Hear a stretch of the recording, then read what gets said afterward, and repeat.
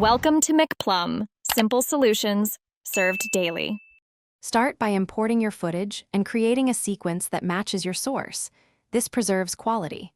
You add 2 or more clips to separate video tracks so each is editable independently. Once done, trim to the desired in/out points and position clips roughly where you want them on the timeline. Make sure Snap is on to help align edges quickly. These first steps get you into the workspace, where precise positioning and effects adjustments will be fast and predictable. With clips on separate tracks, select one and use effect controls to adjust scale and position. This is how you split the frame spatially. Apply the crop effect if you need to hide overlap or create a clean divider. Tweak left/right or top/bottom values until edges meet.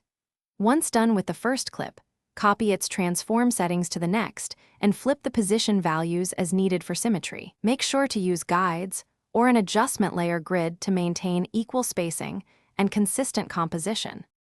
Finish by adding a divider and polish. Create a color matte or draw a small rectangle mask with a solid and place it between clips for a crisp seam. If your clips move, keyframe position and scale so both sides remain aligned. Preview at full resolution to confirm. When satisfied, export with a matching sequence preset to retain quality.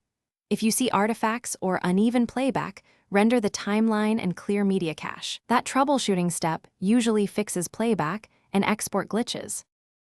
Thanks for watching. Stay juicy and subscribe.